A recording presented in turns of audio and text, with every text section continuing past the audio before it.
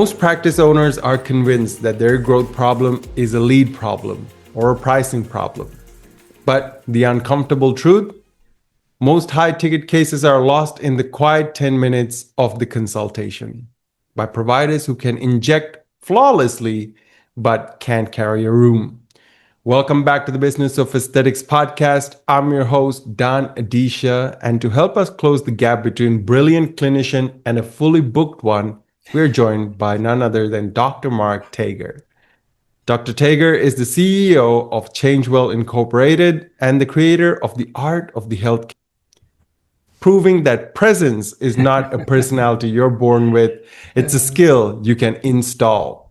So today we are discussing why the most technically gifted injector is so often the weakest closer. We're going to talk about how to diffuse, let me think about it in real time, and how to carry that same magnetic presence onto the camera where today's patients are actually deciding. This episode is brought to you by Aqua Marketing, the growth partner behind this podcast and a trusted resource in the aesthetic community. Dr. Tager, welcome to the podcast. Thank you so much. My pleasure to be here. Absolutely. So let's start inside the room, Dr. Tager. Picture the patient who already walked in, already sold. They'd researched you, they wanted the treatment, money wasn't really the issue, and they still left without booking. When you replay that consult in slow motion, what's the precise moment the provider lost them? I'm going to take issue with your terms, they're already sold. They're not sold, they're investigating and watching and learning and trying to determine whether you are the right person for them to place their faith and trust in. And for me, this comes down to what I call an issue of presence, practitioner presence. I'd like to very briefly go, and I'll take just a couple of 2 minutes, to go through a model that we use when we think about presence. You'll see how this relates to quote unquote being sold. So presence is different from mindfulness. You know, we hear a lot about mindfulness, which is wonderful. Breathe, let it flow. But in the healthcare setting, you have attention and intention. You have to pay attention to your patient. But you have an intention, and I'm going to come back to that. There are a set of skills that you need in order to be a great clinician. And there is passion. And then, why are you doing this? Well, you have an intention. Now, if your intention is to sell, then that is the wrong intention, because we all know when we're being sold. The real outcome of presence is to light up new possibilities in the minds and hearts of your prospect or your patient. So if you think you're trying to sell them, you know, some syringes of filler or some syringes of a neurotoxin or the greatest body shaping treatment, you're making a mistake. What you're trying to do essentially is to attend to them, be there, have your intention be lighting up possibilities, and learn the skills of really good listening, of attending to body language, of leaning in, of trying to mirror and relate and have resonance with your patient, have passion for what you're doing, all of this in service of new possibilities for them. Now, Dr. Tager, staff often blames the cheap patient. How much of this lost moment is actually the patient's budget versus the provider's lack of intention? I think there are always budget considerations for people, but I'm really amazed how in the old days people would come into a practice, let's say, that does both insurance and cash pay, and they would argue with the receptionist about a $30 or $40 copay. But then they would walk down the hall and spend $2,500 for fillers and neurotoxins. So people prioritize what is important for them. And what that says is that you've not made the case to light up the possibilities for them. They do not leave convinced, enthusiastic. They may have issues about your competence. They may get subtle vibrations, subtle vibes about the quality from little things like going in the bathroom and seeing it's messy, or seeing the staff stressed out. All of that contributes. That ambience, I think, is really important in the cash pay healthcare setting, particularly in aesthetics. So, and the other thing, here's another barrier that comes up, and that is you never want to make decisions with your patient's money. You don't know what's important to them. You don't know what they value.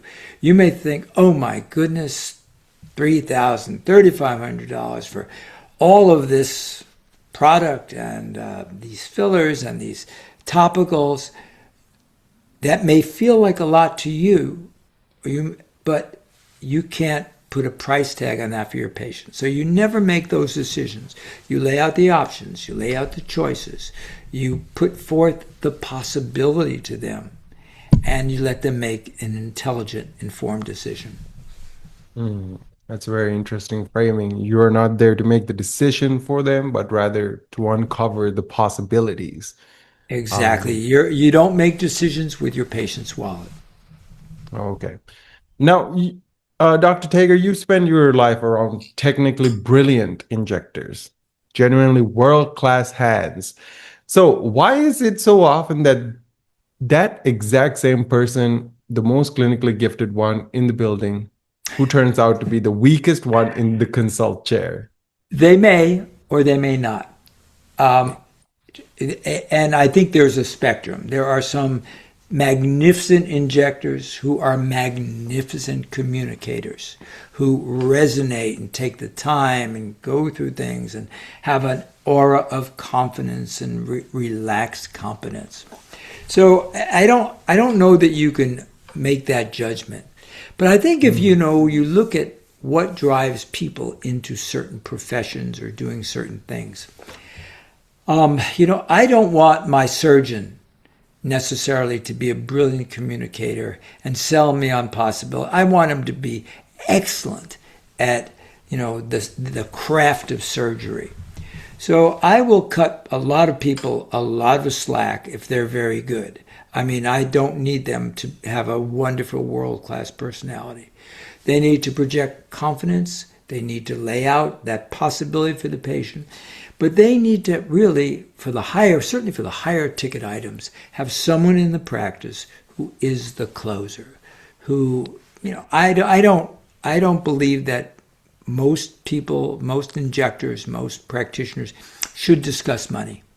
I think they should frame up a rough treatment plan and then hand that off to someone else who can spend time and energy and relate to that person, who's probably has enough time to develop some rapport, who knows about them, who can relate to them, and that person presents the treatment plan and closes the case.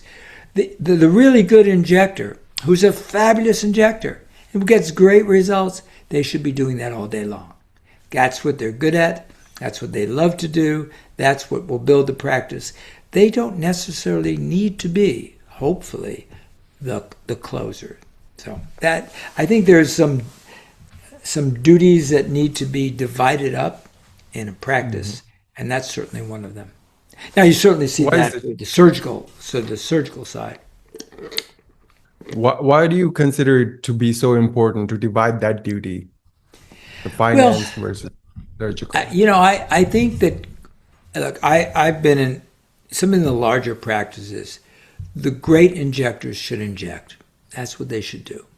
Now, if you are a smaller practice, then you got to do it all. I mean, if you are a nurse practitioner, licensed in a state, and you're doing injections, and you're starting out, and you don't see that many patients, you're not crazy busy, then you do need to be able to develop that skill set. So when you hand it off to someone, if and when you get bigger, you hand it off to someone.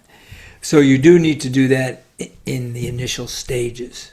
But I do think that for What is your time worth? Your time is, if you look at the cost and the money you have to generate per room per hour, you're better off, if you're a great injector, injecting, and have someone else do the informing and the treatment plan.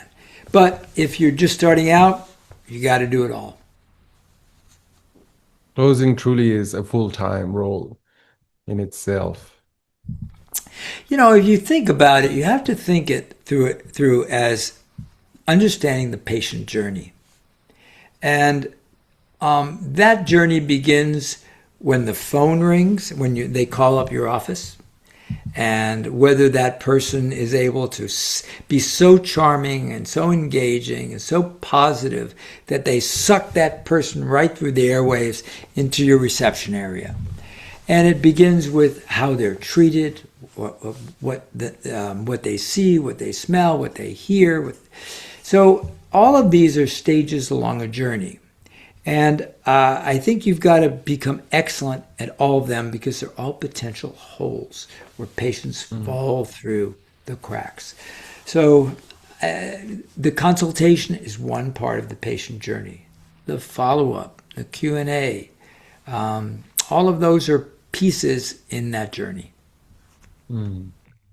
Now, your art of the healthcare presentation system has 20 teachable skills in it. Yeah, that was a piece I did some years back. And that's work to help practitioners be great on stage or be great on camera. It was interesting before COVID, we were all getting together. People aspired to be on the podium. COVID hit. You had to learn skills, one to the camera. But now that things are shifting back to these larger meetings, I'm seeing many, many more practitioners who want to be on stage. They have a message. They want to get that message across. So I do a lot of work with Informa. I work in terms of the integrative aesthetics track for the aesthetics show and for the Miami meeting, AMWC. And we're increasingly seeing more people say, hey, I want to be on the podium. I want to speak. So those skills, podium skills, they were never taught to us.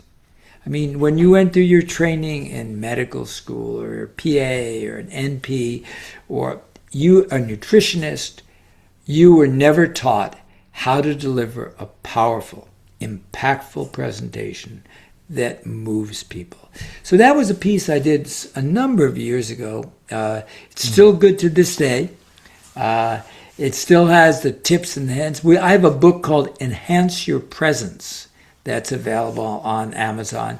And that is a nice small little compendium that summarizes really the 20 skills and walks people through what they need to know about how to conquer presentation anxiety, how to not be nervous, but to channel that energy, the power of the voice, pausing, organizing a presentation, gestures, body language.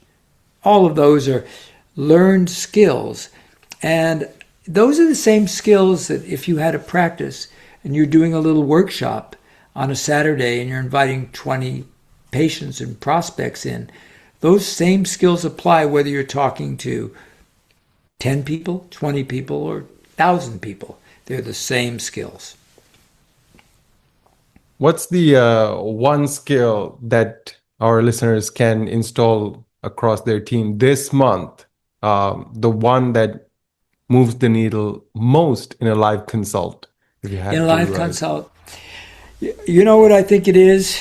It is to shut up, to breathe, to make eye contact, to mirror body language, and tell me what's going on. Now, usually you give them a mirror, what do you like, what you don't like. But then I think there's a step beyond that. Tell me a little bit about your life, what you're doing, what you'd like to change.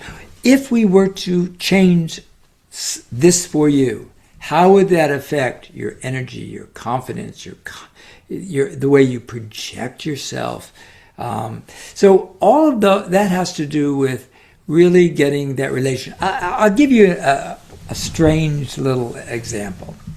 So you can detect the energy from the heart with an electromagnetometer 3 feet from the body. You can't detect the brain waves because they're encased in bone. But the heart energy can be measured 3 feet from the body. So that means when you are standing, you are within 6 feet, you have the capacity to create resonance.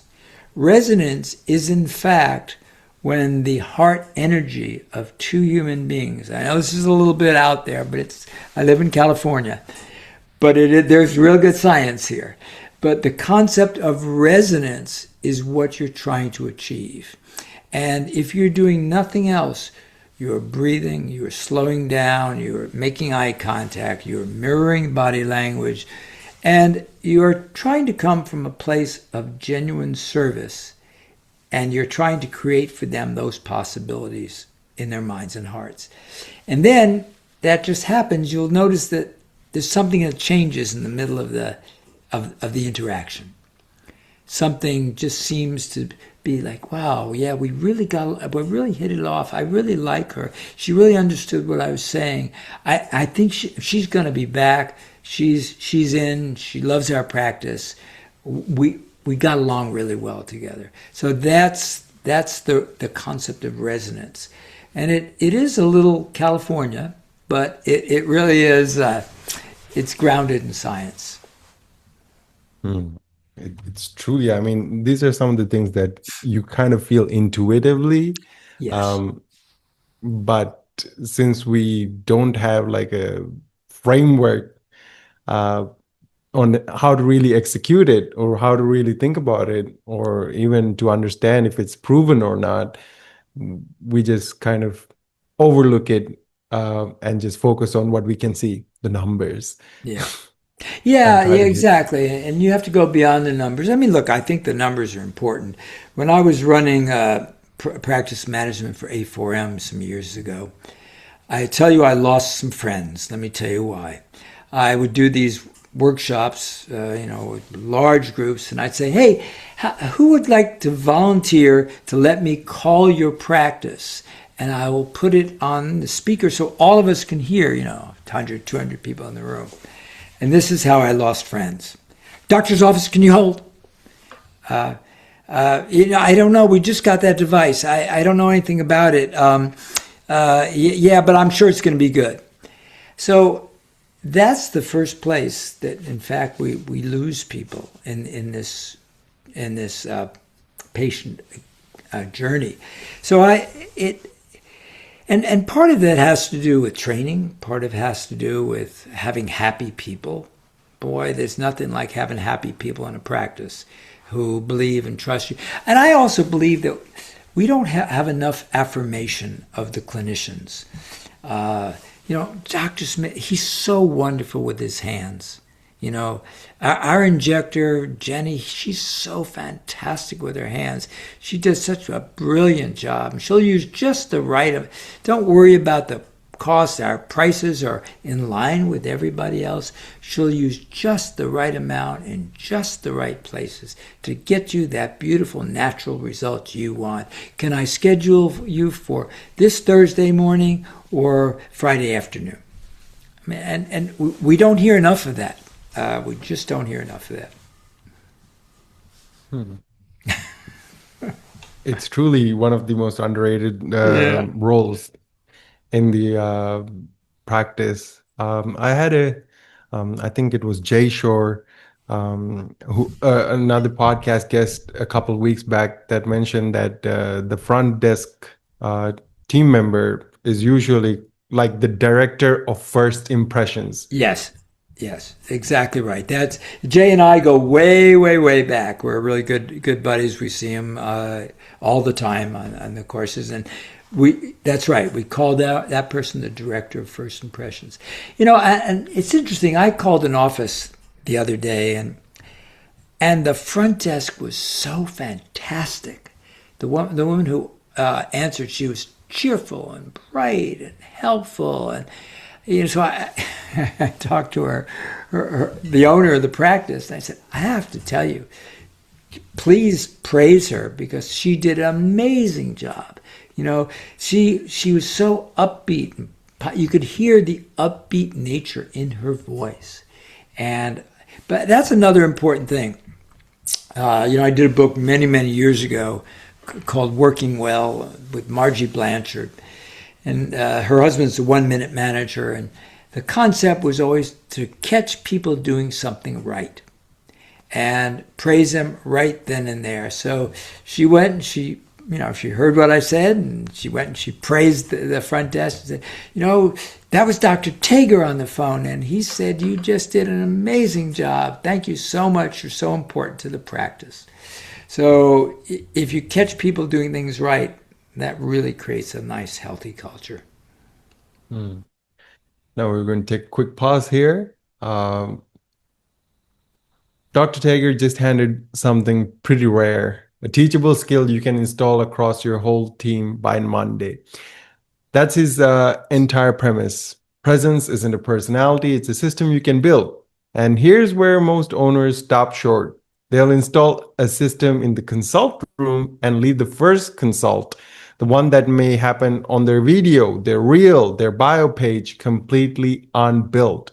So flawless presence in the chair doesn't help if your digital presence is already sending the patient elsewhere. And that's the gap our sponsor, Echo Marketing, closes.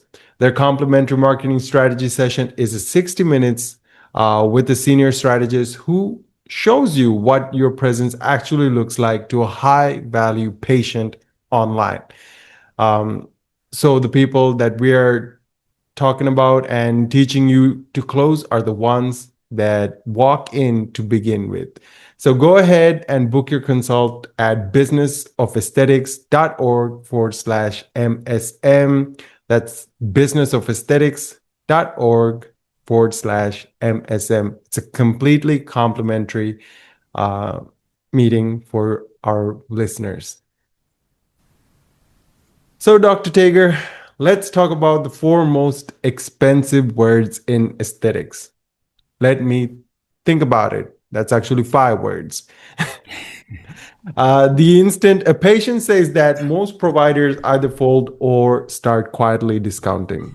In that exact moment before they've left the room, what do you actually say back?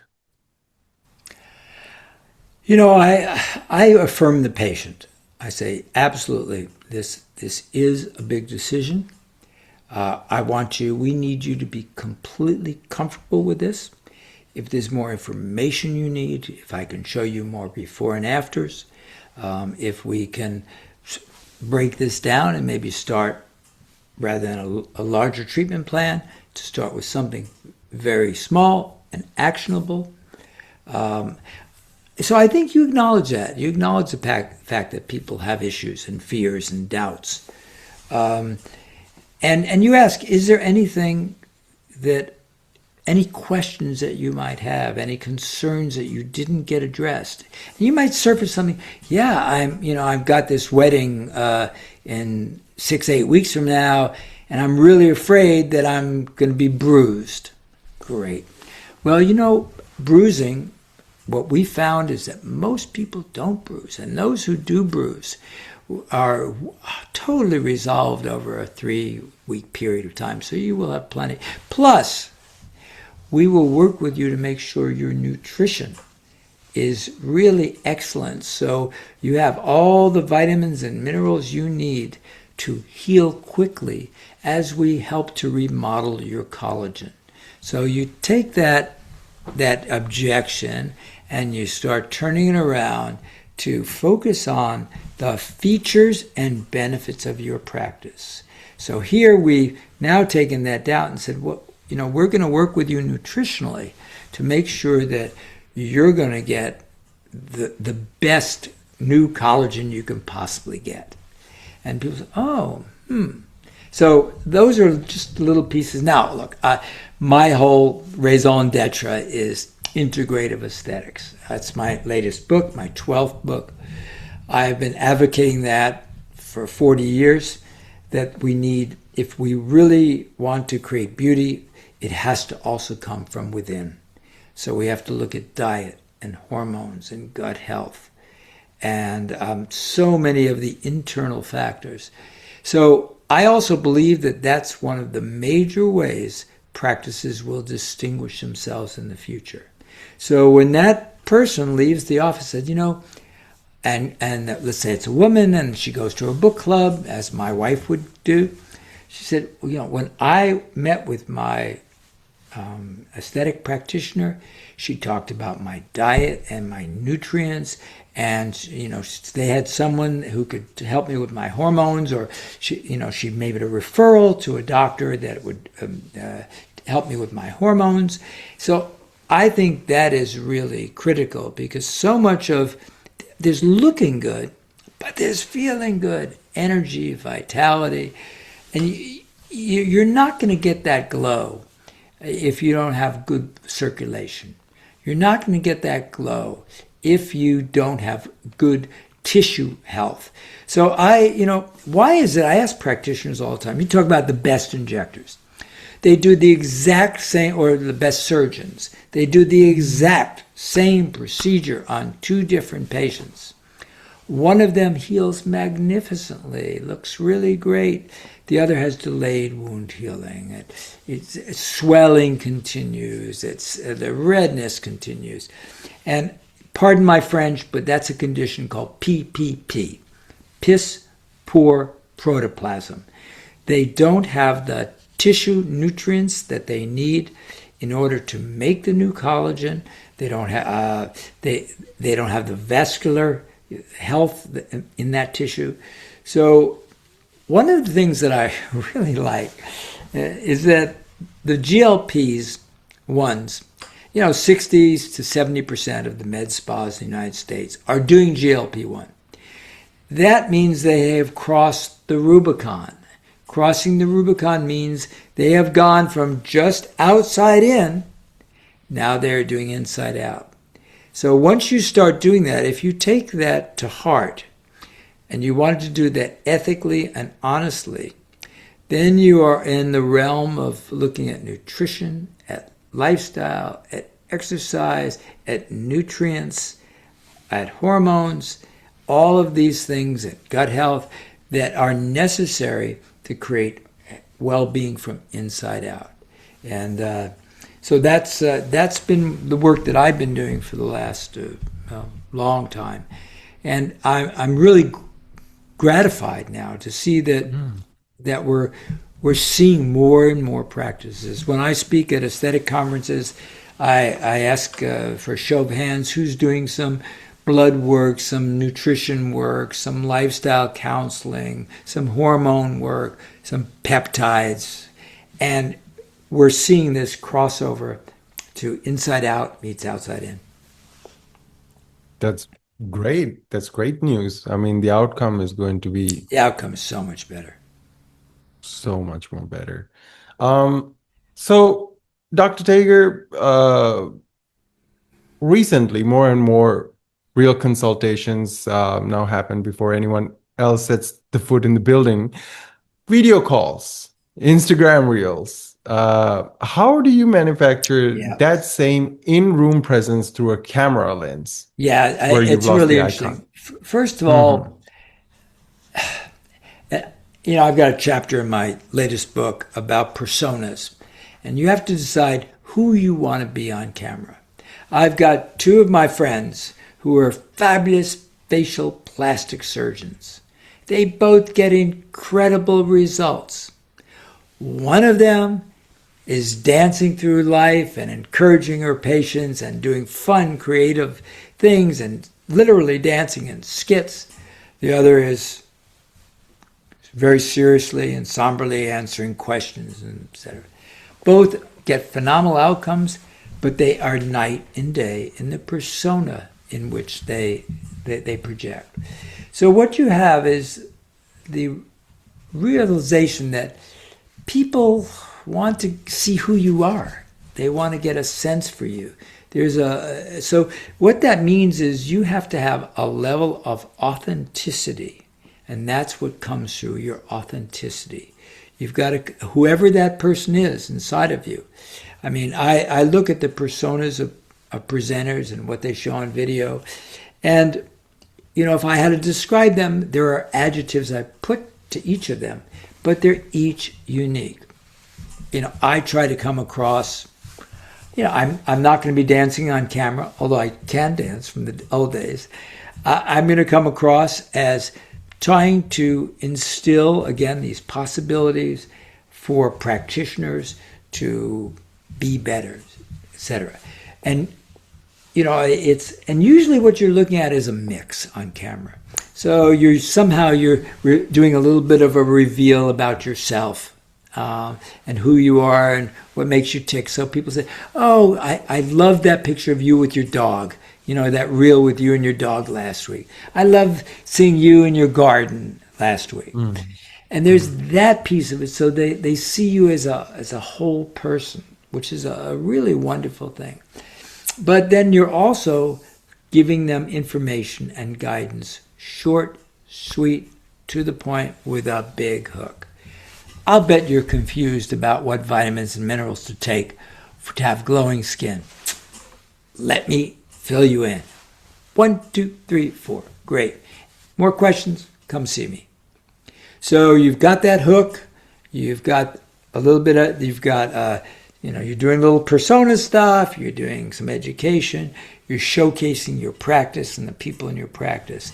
Now, the other thing that I've advocated forever is anytime a patient gives you a spontaneous compliment, you very simply say,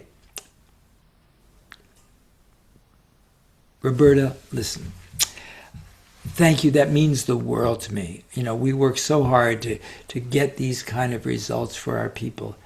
And would you be willing to just say that same thing on camera? I'll have our office manager come in and just, say what you just said to me on camera. We'd love to be able to use that. Thank you so much. Now, that testimonial is worth $1 million because it's from the heart, it's authentic, it's spontaneous, they're not coerced. Now, if they say yes, we shoot it, you have them sign a release. If they say no, you say, no problem, leave us a good review, and thank you so much. And if you've got any of your friends, family members, we'd be honored to take care of them as well. Either way, you win. But you do that when you hear a spontaneous compliment. And you get those moments. And those moments are many, many, many times more valuable than anything you're going to say. When a patient says, she was amazing. I came in, she totally transformed how I look. I feel 10 years younger. I went to my reunion. And so just make sure to catch those things, but catch them on video. Amazing. That just gives a next level of validation to anyone who's watching, right? That's it. Exactly. And that confirms for them that they made the right decision coming to see you. That's what it does. And it sort of takes the resistance out. Because there's somebody who's kind of like me. There's a guy like me, or a woman like me, or a young girl with lips that I love my lips. She's such an artist. They're just so perfectly filled. And that's worth a lot. That's indeed worth a lot. So, Dr. Tager, where can our listeners find you and get in touch with you? Yeah, so, I'm on LinkedIn, so I'm easy to find there. My Instagram handle is @drmtager. I'm just starting to do some TikTok work, but I don't even, I've got one of my people who helps me do that. But those are the two ways, the best ways, LinkedIn or at drmtager. And if I have another... they could also get me a contact@drtager.com. Contact@drtager.com.